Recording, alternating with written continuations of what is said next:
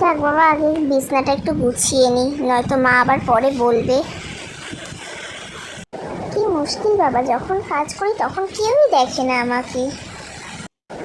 তাড়াতাড়ি জামা কাপড়গুলো কেচে নি বাবা, আবার তো এগুলো কাচার পরে মেলে দিতে হবে। কেউ দেখছেও না আমাকে, থাক কি আর করা যাবে।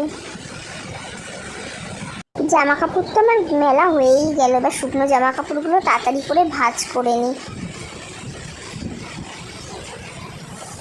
জামা কাপড় তো আমার ভাঁজ করা হয়েই গেছে, এবার এইগুলোকে রেখে দিয়ে আসি, তারপর ফোন দেখবো।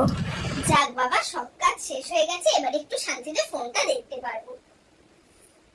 ওই রে